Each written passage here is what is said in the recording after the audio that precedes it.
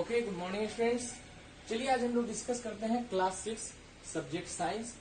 और ये हमारा इस चैप्टर के चैप्टर 10 का ये आपका पार्ट 2 होगा, है ना।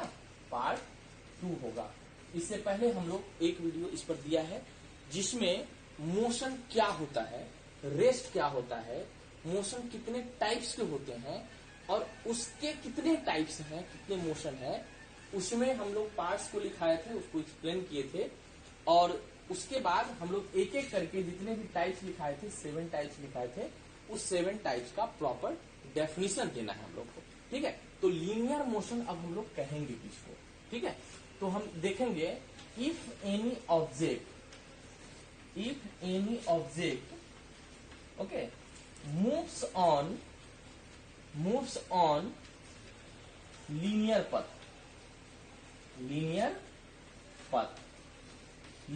पथ पे जब वो मूव करेगा, ठीक है, लीनियर कहने का मतलब एकदम सीधा अगर मूव करेगा तो हम उस तरह के मोशन को क्या कहेंगे, लीनियर मोशन कहेंगे।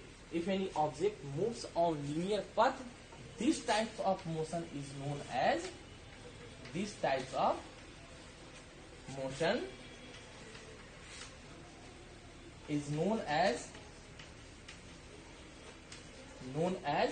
Linear motion. अगर कोई ऑब्जेक्ट एकदम सीधी पथ पर अगर ट्रेवल करता है तो उसको हम लोग कहेंगे लीनियर मोशन। इसके एग्जाम्पल ले लीजिए, बुलेट यानी कि बंदूक से निकली हुई अगर गोली अगर वो अपना रास्ता बदल के चलेगा तो क्या अपने एम तक वो जा पाएगा? नहीं जा पाएगा। आप एग्जाम्पल ले लीजिए रॉकेट, है ना।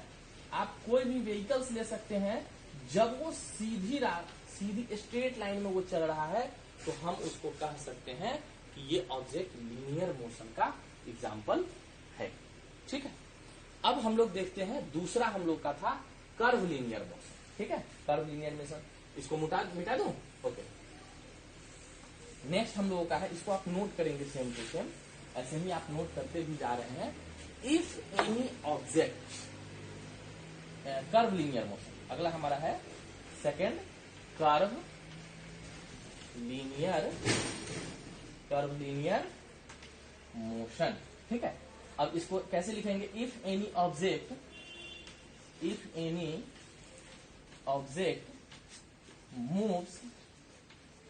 मूव्स ऑन कर्व पथ मीन्स रास्ता, है ना। This is called curve linear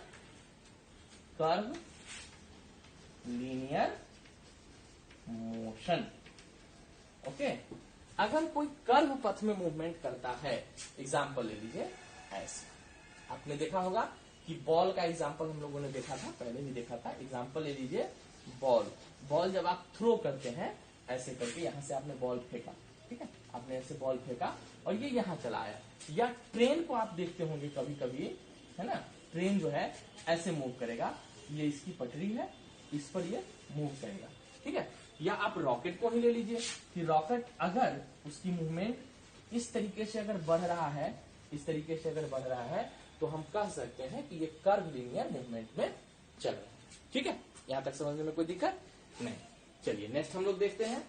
अब हमारा है नेक्स्ट जो है सर्कुलर मोशन। ठीक है, सर्कुलर मोशन। अब हम लोग सर्कुलर मोशन को फटाफट देख लेते हैं। चलिए, circular motion third, circular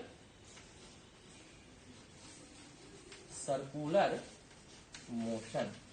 okay, तो अगर कोई ऑब्जेक्ट एक सर्कल के पथ पर, सर्कल किसको कहते हैं? ये हमारा सर्कल, ठीक है, ये हमारा सर्कल किया। अब इस पर कोई अगर कोई गाड़ी दौड़ा रहा है ना, इस पर अगर कोई गाड़ी दौड़ा रहा है इस सर्कल के चारों तरफ, तो हम कह सकते हैं कि ये जो मूवमेंट है ये कैसा है, ये एक सर्कुलर मूवमेंट देखने को मिलता है। ठीक है, ये सर्कुलर मूवमेंट है। तो if any object moves on a circular circular path. If any object moves on a circular path, this is called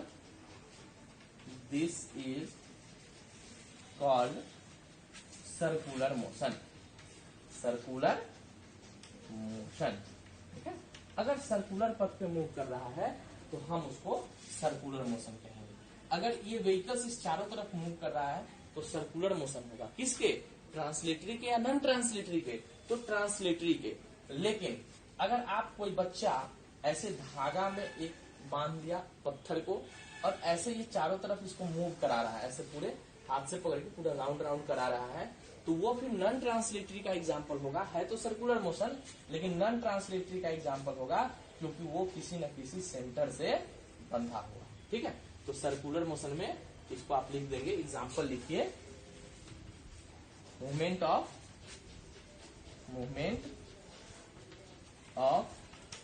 vehicle on circular पथ।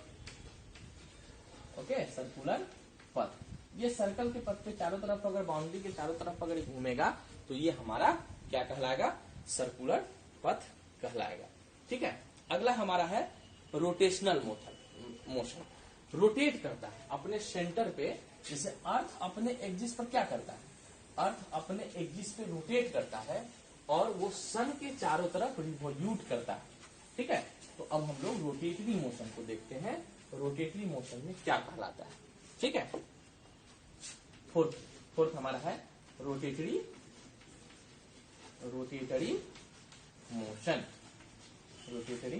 मोशन। ओके। अब देखिए, इफ एनी ऑब्जेक्ट ठीक है rotates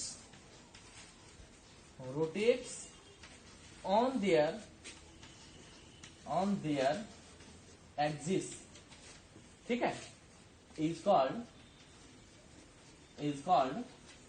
rotatory motion. Rotatory motion. अगर कोई object अपने ही centre पे अगर रोटेट करता है, पूरे घूमता है, तो उसको हम लोग क्या कहेंगे? रोटेटरी मोशन कहेंगे। ठीक है। आप एग्जाम्पल हमने पिछले बार भी देखा था कि हम ये एग्जाम्पल ले सकते हैं। ये है लट्टू, है ना। टॉप का हम एग्जाम्पल इजीली ले सकते हैं। ये अपने एक्सिस पे ही रोटेट करता है। ठीक है। दूसरा हम एग्जाम्पल ले लेंगे, एग्जाम्पल टॉप।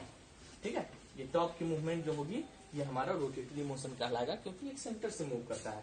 दूसरा एग्जाम्पल ले लेंगे rotation of earth. Rotation of earth on their axis.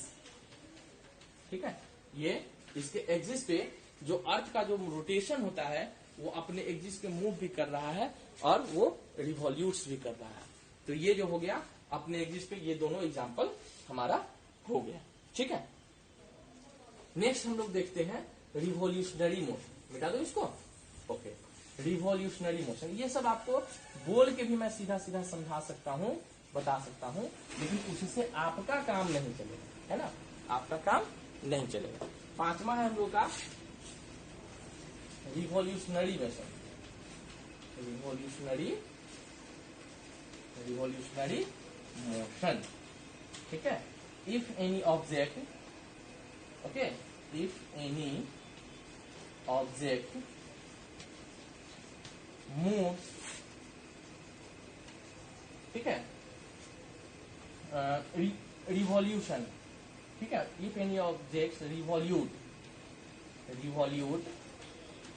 Revolute on A orbit. Orbit मतलब इसका रास्ता होगा। ठीक है। Orbit is called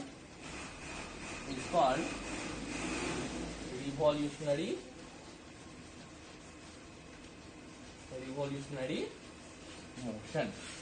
okay. तो रिवॉल्यूशनरी मोशन में किसको लेंगे? अब इसमें लेंगे रिवॉल्यूशन ऑफ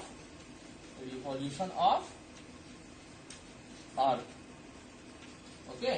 ये एग्जांपल आप लेंगे रिवॉल्यूशन ऑफ अर्थ। ठीक है, क्योंकि ये रिवॉल्यूट्स कर रहा है। यहाँ पे आप एक चीज ध्यान रखेंगे, रिवॉल्यूशन। ओके, रिवॉल्यूशन में आप क्या ध्यान रखेंगे और रोटेशन में क्या ध्यान रखेंगे, कई बार कंफ्यूजन होता है। रोटेशन अपने ही सेंटर पे पूरा पूरा पूरा पूरा घूमेगा और रिवॉल्यूशन जो होगा वो ऐसे चारों तरफ चक्कर काटेगा। ठीक है, क्लियर, यहाँ तक कोई दिक्कत नहीं। तो इसका एग्जाम्पल टॉप को ले लीजिए और इसका एग्जाम्पल आप अर्थ को ले लीजिए। हालांकि अर्थ रिवॉल्यूशन और रोटेशन दोनों करते हैं, तो इसका एग्जाम्पल आप अर्थ को ले लीजिए। ठीक है, अब हम लोग देखते हैं पीरियोडिक मोशन। पीरियोडिक मोशन कौन सा होता है? पीरियोडिक मोशन को समझ लीजिए, मिटा दो उसको। चलिए, पीरियोडिक मोशन में देखिए, पीरियोडिक मोशन में क्या होता है, 6 हमारा हो गया, 6 हो गया पीरियोडिक मोशन। ठीक है, देखिए, इफ एनी ऑब्जेक्ट, ठीक है, मूव्स एंड come back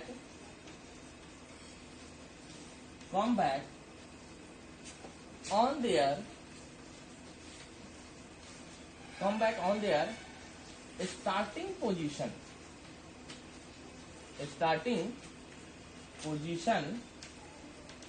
ठीक है, after a